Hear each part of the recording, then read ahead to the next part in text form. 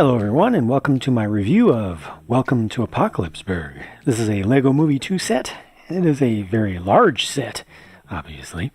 It's a very expensive set. There are certainly a lot of questions to be asked about this, and in this video I will try to answer quite many of those, beyond just focusing on describing individual small details that you can see on screen. I'm going to try to take my time and help to convey the experience to you of having this in front of you. This is definitely a case of the whole being greater than the sum of the parts, or at least different than the sum of the parts. First of all, just how big is this? Well, it's over 20 inches or 52 centimeters tall, and at the base it's almost 20 inches or almost 50 centimeters wide. But those are just numbers, and numbers have limited value, so hopefully you'll get a little bit more out of actually seeing this next to some other memorable large things, and also some relatively small things.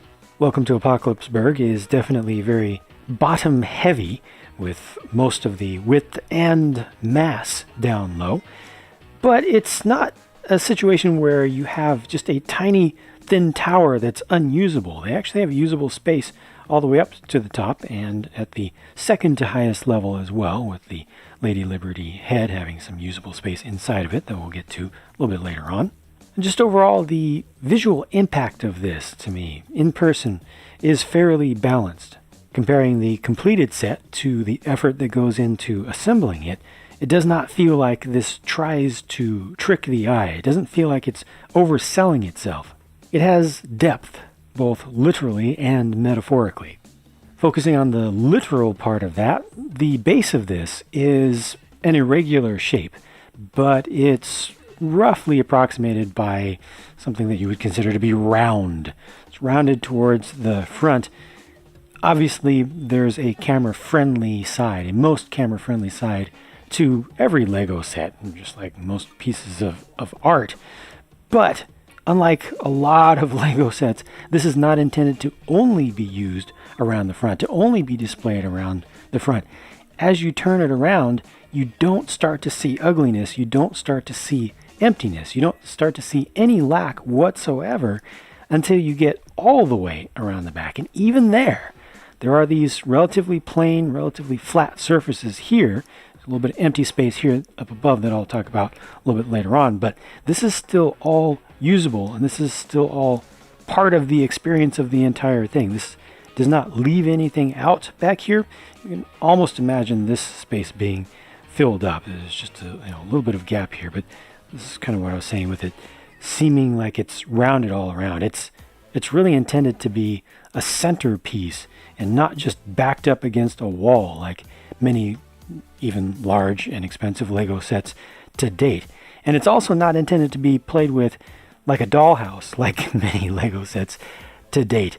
In fact, none of this back here opens up. There are things that you can open up on this, but none of this back here opens up whatsoever. You can play with these things. This opens up, but the interior of the Lady Liberty statue itself is not something that you'll use. That's mostly hollow space down in there with just some structural elements that help to hold everything else together. But that's not such a terrible thing in this case, because most of the focus of the build, most of the pieces go into other stuff that you can use around the outside. It's funny, being up here at the level of the torch and the lookout platform that's attached to it, if you think from the perspective of the minifigures and you yourself have a fear of heights, this is so high up relative to anything that you're normally used to for LEGO that you might actually get a little bit of fear for the minifigures, that if they were to fall off that platform, it would be certain doom for them. Like, perhaps they might not want to stand so close to the edge. It's really presented that way. The platform itself is nice in that it does have enough space for several minifigures to be posed up there comfortably. But then the flame itself is nicely shaped, and it is shaped all around. And the torch is pretty nicely done with fingers that can actually be individually posed, so you can set the exact spacing as you want. They've got some Mixel style ball joints in there, so you can really rotate these around and get them exactly posed how you want. There's A lot more articulation there than is needed for something that's static. You also got the thumb on a ball joint around this side. This isn't the most beautiful place to look at this, but as you go down the arm, at least they do have fairly consistent colors there. So you're not seeing a lot of filler material back here beyond just the gray.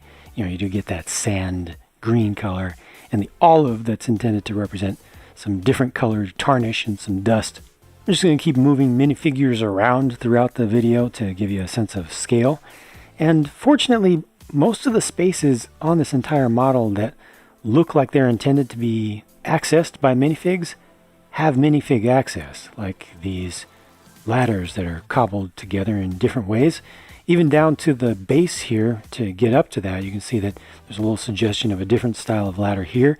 But then what do? Well, of course, you just step on top of this set of drawers over here to get up there. So not everything is clean, but it's supposed to be post-apocalyptic. It's supposed to be cobbled together. So it makes enough sense, and it doesn't break you out of the fantasy to hop around and actually navigate with the figures. Now that said, there is one notable exception with Lady Liberty's head here. You are actually able to put a figure inside of that. I'll show you in just a second, but I do want to make sure you can see the shape of this head, how well it is covered. It's not entirely properly covered around the back. I mean, some of this can be angled around a little bit to try to cover up some of that, but you still see some of the internal structure here.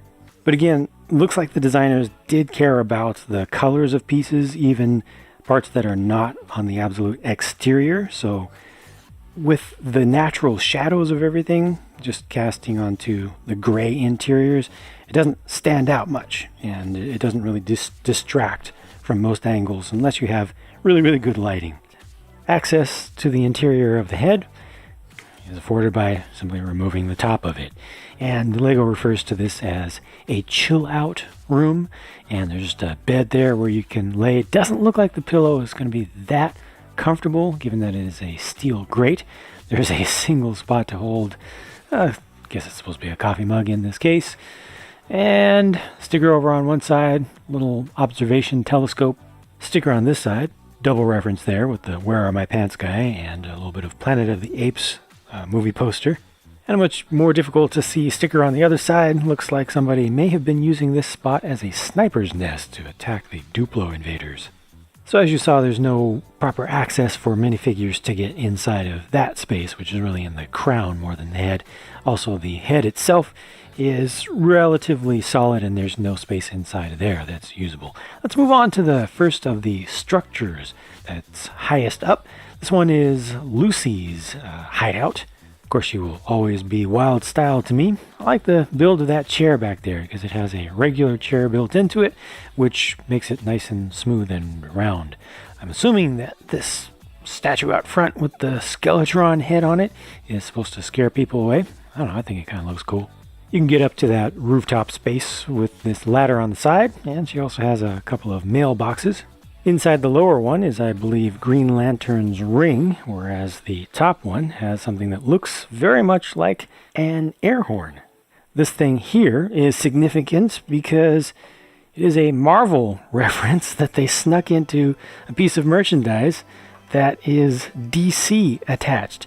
This is a piece of the Hulk car from the Hulk vs. Red Hulk set that LEGO did a little while ago. It's nice to get a barbed wire element like this. We haven't had anything like that in quite some time. And this is kind of a cape piece that's used as a door. Inside there are Lucy's binocular rangefinders in their most basic form. Her bed has a couple of pictures behind it, and she also has her relic detector from LEGO Dimensions, RIP. And inside the bed is some additional stuff. These should all be self-explanatory. Hit pause if you need to. I'm going to move on. Moving down a level, we get to two conjoined structures, each with a business in it. This one is a corrugated steel intermodal shipping container that has been converted. This one has a barbershop in it and a tattoo parlor, something I never would have expected out of LEGO. And this is just the standard end, so they've got the locks on it. You can open that up. That's one place to get access to it for figures who can just walk along here, and that whole pathway. There's also a balcony here, and figures can fit along this space. Just stick Larry there for a second for scale. So again, you actually do have access for figures to move around, and they can also get up there from over here using the ladder stairway kind of hybrid thing, which also gives access to this secondary structure, which has a balcony outside, but there's no access to that other than from inside the establishment. But for us huge figures, to get our big human hands in there and to see inside, we can cheat by just removing all of this entire upper level, complete with Lucy's hideout that all comes together, and that gives you access from the top. It's a little bit difficult to see in there, and also a little bit difficult to get big human hands in there, but you can get 2 figures with 1 customer sitting down to either get a tattoo or a haircut, and then 1 person to be an employee. Now on the other side of the shop, they have a little demonstration rack to show you the wide variety of styles available from this barber. The place next door is an armory. Kind of an Apocalypseburg version of a fashion store, I suppose. And this place sells armor and weapons. They have a full-sized mannequin. Here it's a little bit tough to see what's on the outer wall. That's the weapon rack. Next we're going to go down to the ground floor, so I'm going to peel off another layer, which will also include the signage for one of these shops. The all-important coffee shop. This place is miniaturized like everything else, but they do have enough room behind the counter for a couple of employees, if you'd like to put multiple people back there. Gas pumps to dispense the beverages, and got the counter where you come up and pay. A nice little snack display. You can get a nice juicy rat. I'm assuming that's a menu board on the right, and also a small table. And on the left is just a stool. There's a little additional customer seating outside with a couple more stools and also a small round table. You can't really put anything on that, but it's representative, and an umbrella to protect you from the sun, although it's too small for that. Around here, some more small terrain, a little bit of detail for the sake of detail. There's actually nothing inside that container there, but this thing is significant. It relates to an action feature I'll show you momentarily, but it's nicely hidden away, no large red knob with a big arrow on it or something telling you that that is a thing. This is just a PA pole with a few sirens. I'm assuming those will be used as. Here's Scribble Cop's super secret police office with the jail style bar doors. Nice basketball hoop over here. I actually like the build for the backboard, but let's look inside here. This is actually really, really bleak. It's just an interrogation room, and they have the iconic single chair there in the center of the room, and that has the action feature that's attached to it. So remember I showed you this small bit of pipe over here. Well, it's connected under the floor, and when you flip this, you can kick the chair over. Inside of the outer wall, there's a big sticker where you can see that Scribble Cop is working on a crime mystery, but it's just too difficult to see the details there without taking this part of the building apart. Now, you already saw this space here. There's really no secret there. Everything is very obvious. This is a piece of the Batmobile from the Lego Batman movie. Got some extra cases of Bat merch there. And then this is just for looks. There's no space inside of there, so that's all just kind of facade. And with that, we get to the back of the model. The first thing is a trolley car or subway car. Looks like it could be loosely inspired by the one from the Spider-Man train rescue set. On top of it, there's a fast food joint. It's a completely open-air affair. They've got an engine-powered fryer there. It actually has a suggestion of oil down at the base of the frying basket with the trans yellow colored pieces. Frying pan up above. This does not look particularly appetizing to me. They do give you a selection of condiments though. You just have to pick them up off the ground. And inside the oven, they are presently cooking a leg, a robot skeleton leg. I'm assuming access to this place is via this ladder here on the side. It's not just a little bit of window dressing. There is an inside here, though. That is actually a gym, so I can pull off this upper level completely. Let you see in there. And this is small, so there's not a lot of room to put stuff in it. They just put 2 pieces of equipment with the bench and a heavy bag that's designed to look like one of the Duplo invaders. It's nice to see that in addition to connecting the Lego Batman movie universe to this set, they've also done so with the Lego Ninjago movie universe, or at least the Ninjago universe itself. And I think it's a little bit better to look inside this place if you look at it from a minifig eye view. I especially like the look of the bench.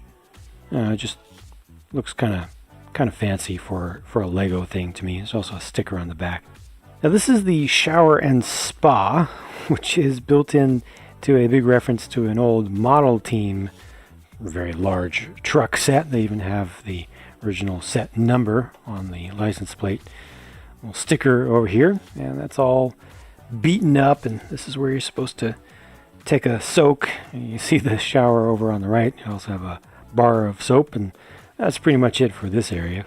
And that does it for the back of the model. Again, all this back here is just hollow inside, so the main structure of the statue itself is not usable space, but again, I think that's okay because they have plenty of usable space all around it.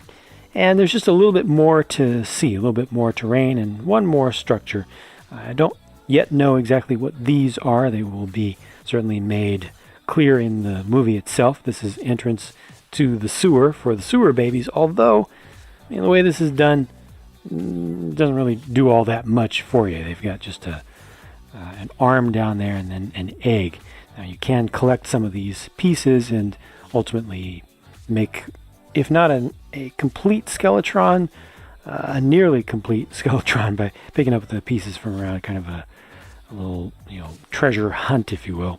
This is Surfer Dave and his little spot where he has his surfer van from the Lego Creator line that has been broken down, color swapped partially. It's actually a pretty decent build in there. I'm sure plenty of people will be completing that one, but you will need a bunch of pieces to complete it. But I appreciate the fact that they actually put some serious thought into it, and it's not just a side. They've got the front as well, and there's some proper structure to go with it. This is also the largest just floor and ground space on the entire model. It wraps all the way around the corner, so if you want to do anything imaginatively that involves putting a lot of figures together, this is the best area to have them come together. You also have the signs here, which are on medium nougat colored skis, and there's just a little bit more space for Surfer Dave's stuff back here. He has a couple of his surfboards, and those just have some stickers on them. So there's one of them. There's the other. A little fire pit, and I'm assuming those are 2 tanks of fluids that are sold at the coffee shop. Looking at figures, here are Lucy and Emmett, aka Wild Style, 2 of the least changed characters relative to their Lego Movie 1 appearances, especially Emmett just being a little bit worn in the silver printing, and then they also have some new expressions for him as well. There are those alternate faces and the rest of the print on the back of Lucy. Where our My Pants guy is back, as is Bad Cop, who is also still Scribble Cop. We'll see the alternate faces in just a moment, of course. Looks like they both went to the sale on spiky shoulder armor. Interesting to get dual molded legs for Where Are My Pants guy. You can already start to see a little bit of stubble from that alternate face, which is more appropriate for the current setting, and Scribble Cop is also much more mean and mad, and actually may be the bad cop now. I think Bad Cop may be the good one. Larry the Barista gets probably my favorite transformation for this movie. I just appreciate what they've done with that character. They've kind of taken him in the Bane direction, it appears, and everything on him has changed print-wise. On the right is Surfer Dave. Looks like he's possibly got a little bit of He-Man going through that torso, mixed with a little bit of Skeletor. I'm just saying. Notice the tattoo on his left arm with the broken surfboard. Also possible bite marks on the shorts. He also gets another tattoo on his right arm, this time with the chainsaw. That's all good stuff. Also, Server Dave gets an alternate face. Larry does not, but yeah, both of the faces for Dave are angry, mean, unhappy, just apocalyptic. Here on the left is Fuse, and on the right is Roxy. Notice they have the exact same prints for the legs and hip pieces. Everything else is different. I really like the new print for the welding helmet there. Do you want to see Fuse's face? I'm going to assume that you do, but I don't know. I think it looks really cool with the helmet on. They do not give you a hairpiece to go with them, but I think that's perfectly fine. And for Roxy, one alternate face that is, I don't know, almost close to not angry. Almost. Here are Batman and Mohawk. It's Mo-Hawk. And Batman gets some exclusive printing for this set, which is appropriate, certainly. And no alternate face for Mohawk, of course, because of that headpiece. Nice modern soft cape piece for Batman. Taking all that junk off, though, let you see his alternate face. Also the pretty good printing around the back of the torso. Nice printing on the dual molded arm there. Dual molded arm here as well. More printing. So yeah, good stuff on that Batman. A little bit of depth on that upper plate on his shoulder. And yeah, his legs are dual molded as well. Good stuff. And then here are a couple more DC characters with Green Lantern, a apocalypsified version of Green Lantern, who's going to be playing some comic relief, it looks like, in the upcoming movie. And on the right is a bona fide live-action Suicide Squad version of Harley Quinn in official Lego form, which is cool. A lot of people are definitely going to want to collect that character or that figure, and I think it's pretty well done, especially with the printing for the legs, which are in turn dual molded.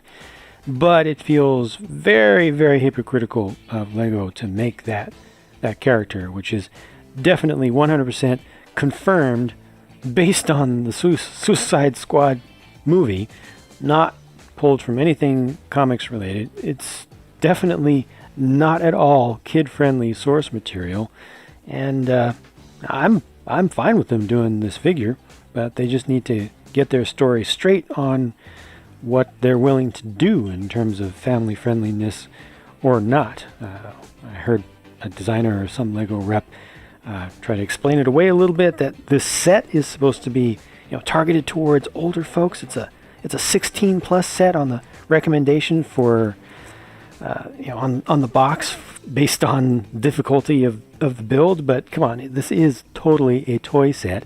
It fits into mostly the same target market as most Lego sets, and yeah, they just need to get their story straight. I think it's perfectly fine to make this figure. I have no problem with it. I like the figure, I like the character, I like them doing it, and yeah, there you go. A little bit of print on the arm for Green Lantern as well. Really funny alternate face, and that's that. Now, the $300 question is this set worth $300? Well, on paper, yes. The price to part ratio is good. And it's not like this is a box of basic bricks. There are a lot of recolors here. There are a pretty fair number of fairly large pieces, which are typically relatively expensive. You get a nice selection of figures. Yeah, on paper, scientifically, objectively, I see no reason to argue that this is not worth the price that they want to charge at full retail. Comparing it to other sets in recent memory, other large sets, well, of course, Ninjago City is the main competition to this. It cost the same when it came out. It has way more pieces, like what, 50% more pieces? It doesn't have 50% more value to me. This is a pretty large set here, and it is pretty well detailed, and it presents well. I mean, not everybody's going to like it. Probably, certainly less people will like the look of this, but amongst people who like both, I think they will find a at least competitive amount of value between the two. I do think that Ninjago City is worth more, so in that sense this has not as good of a value proposition. You compare this to Ninjago City Docks, which has closer to a similar number of pieces but cost way less. You get way more here, no question. There's just way more stuff. There's at least as much to do, and everything is just bigger and with a comparable level of detail. Not the same, it has a different style to it, but you definitely get more here for the extra that you pay. Comparing this to Disney Castle, which I only just pick up as a reference point because it has a similar shape and size to this. Disney Castle, presents better, certainly. Cost a bit more, gave you a bit more. I feel like you're similar in terms of the value. So overall, just everything that I look at says that this is priced okay, in spite of the fact that it's significantly more expensive than I expected it to be, based on the part count and based on the precedents that were set by the Ninjago City sets, by the two. The assembly process for this set felt good, it felt right, and the end result is something that is fairly sturdy overall. It is a little bit difficult to get your fingers underneath the base to pick it up safely, but as far as getting access to things, the way that everything is attached, the small details, I think just feel like they are very thoughtfully arranged and sensibly designed for assembly. Of course, you can check out the build video over on my build channel, and I'll also conveniently link to that from the pinned comment and the end screen of the review. At the end of the day, I personally feel better about this set than I thought I was going to. Looking at the pictures, I was bothered by the big flat spaces on the back of it, and it looked like it wasn't going to open. I was hoping it was going to open, but if it didn't, I was expecting that to be a real negative. I don't feel like it's a real negative. I don't feel like there's a tremendous amount of wasted space here. I really like the shape. It's just designed in a way that is very conducive to play, to setting up figures in good ways. They just give you lots of places to put folks, and if you have vehicles, you can easily drive them up to what ultimately comes down to 1, 2, 3, 4, 5 or 6 different unique spaces that are accessible from the ground, that create different scenes. I just think this is a well done set. Again, not everybody's going to like the look of it. Not everybody's going to like the broken down malaise, and that's completely understandable. But at least it's not at all done in a lazy way here. Lego didn't just take some nice designs of things and then take a few parts away and just slap it all together. Everything is really done with purpose. As messy as this looks, it's a very calculated mess. If you think you want this, but you're a little bit on the fence because of the price, or just you have some reservations about the design and the build, I would encourage you to go ahead and give it a try. I think you will enjoy it in the end. It really feels to me, as someone who was skeptical, like something that is better to own than the pictures would suggest. As I'm speaking now, I haven't seen the completed rendered review video yet, but I suspect that when I do see it, it won't do quite enough justice to the feeling that I get when I look at this. There's just a certain intangible amount of rightness, of righteousness to this design. There's something very nicely balanced, and it just makes sense. Thank you for watching. Hope that you enjoyed this tour through this thing. If you caught any major important errors, please head down to the pinned comment. I do hope that anything insignificant like a speck of dust here or a single piece upside down there can be forgiven and looked over in the face of the much larger picture here. But either way, I've got a lot more work to do, many more videos to bring you, so I'm going to keep at it, and I'll talk to you again soon.